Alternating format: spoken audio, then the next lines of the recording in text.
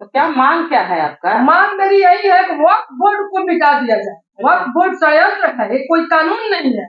हाँ, वक्फ बोर्ड, ये मेरा मकान है, क्या अंबानी के मकान को ले सकते हैं तो ये मेरा मकान भी कोई आकर ले सकता है, वो आपका भी मकान कोई ले सकता है जी। सकती है सरकार नहीं, वक्फ बोर्ड कानून जो बना है, वक्फ बोर्ड कांग्रेस जो कांग्रेस बनाई है। हाँ, हमारा high court, Allahabad high court जमीन को हड़प सकती है, अंबानी के मकान को हड़प सकती है, तो क्या मेरी और आपकी हड़प नहीं सकती है? इंडिया का तीसरा नंबर संपत्ति जो है वक्फ बोर्ड की है। अच्छा, तो मांग क्या होगा आपको? मांग यही है, वक्फ बोर्ड कानून हटाया जाए सरकार से। मौका मिला तो हम सिवान को डिजिटल सिवान बनाएंगे और किसी को ब्लॉक में, सरकारी अस्पताल में लाइन लगाने नहीं देंगे।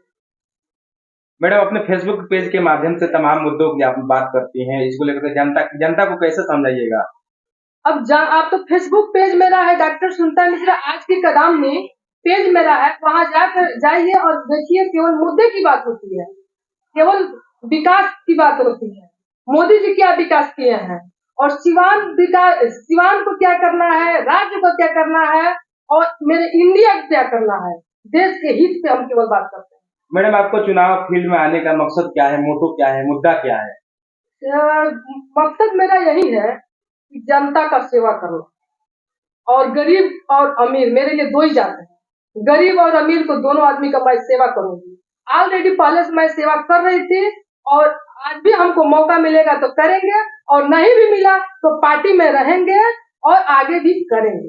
मैडम, आप एक महिला हैं, महिलाओं के लिए क्या कुछ करिएगा? महिलाओं के लिए तो महिला सशक्तिकरण बढ़ाएंगे, और जो सिवान के राजेंद्र बाबू की नगरी है, और वहाँ से एक और मैसेज जाएगा कि डॉक्टर सुनीता मिश्रा पूरे इंडिया में जाएंगी और महिला सशक्तिकरण का यहाँ मैसेज पूरे इंडिया में जाएगा। चलिए, बहुत बहुत धन्यवाद। धन्यवाद। आज की कादम्बनी डॉक्टर सुनीता मिश्रा जी, जो कि भाजपा से सांसद प्रत्याशी हैं जी, सीवान लोकसभा क्षेत्र से जी, इनके प्रेस वार्ता के दौरान हम भी उपस्थित रहे जी, और इन्होंने बहुत ही मौलिक और जेन्युइन मुद्दे उठाए, वक्फ बोर्ड संबंधित और पश्चिम बंगाल सरकार पे और मोदी सरकार के उपलब्धियों पे। इस संबंध में हम ये कहना चाहेंगे कि पिछले 3-4 माह से हम देख रहे हैं, इनका एक पेज है फेसबुक पे, आज की कादम्बनी। पहले आप लोग ये जानिए कि कादम्बनी जी थी कौन। ये 1861 में जन्म हुआ था बिहार में, और बिहार राज्य की पहली ये फिजिशियन थी, पहली ग्रेजुएट थी, स्नातक थी। और उस समय का जो कांग्रेस का अधिवेशन था, कांग्रेस अधिवेशन में भाषण देने वाली भी पहली महिला थी।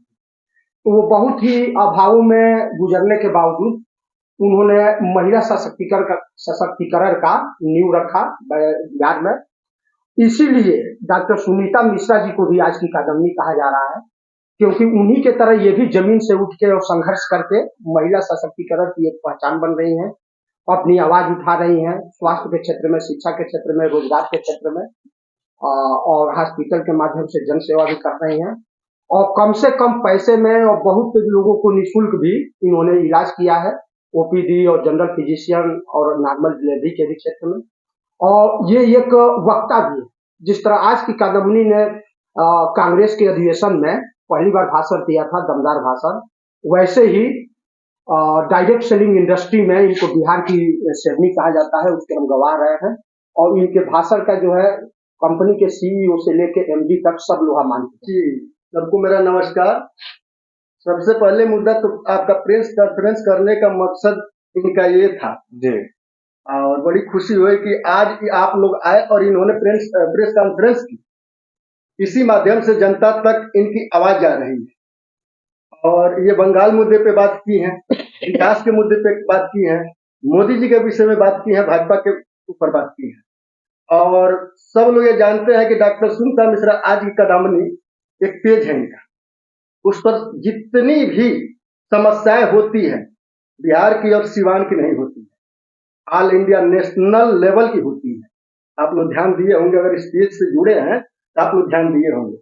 तो एक ऐसे सिवान में लीडर की आवश्यकता है जो नेशनल लेवल पे बात करे, नेशनल लेवल जो इंडिया के मुद्दे हैं वो सारे लोगों को सामने रखें, अपनी बात तो कोई कर सकता है, अपना प्रत्याशी तो कोई बता सकता है, केवल सिवान का ही मुद्दा मेरा नहीं है। इनका उद्देश्य है केवल सिवान नहीं और बिहार नहीं, पूरा भारत, और पूरा भारत इनका जो उद्देश्य बना है, इसके लिए मुझे बड़ी खुशी होती है जानकर कि जब भी इनका पेज खोलता हूँ, कोई ऐसा मुद्दा नहीं, कोई ऐसी समस्या भारत की नहीं है जो इनके पेज से मुझे न मिल जाए। और इसके अलावा मोदी जी की उपलब्धियां, जो मेरी भारत सरकार, मोदी सरकार की उपलब्धि है, ये सारी चीजें मुझे देखने को मिलती है और ये बनावटी नहीं मिलती। कांग्रेस की सरकार 70 साल में क्या की है और मोदी सरकार 10 साल में क्या किए हैं, तुलनात्मक मिलती है। और तुलनात्मक के रूप में ये देखा जाता है कि हाँ, हकीकत में दिख रहा है कि हाँ 10 साल में जो मोदी जी किए हैं वो कांग्रेस आज 70 साल में नहीं की, जिसकी वजह से हम लोग यही चाह रहे हैं कि फिर तीसरी बार एक बार मोदी सरकार फिर तीसरी बार आनी चाहिए और प्रचंड बहुमत से 400 पार, भाजपा सरकार 400 पार, तीसरी बार 400 पार।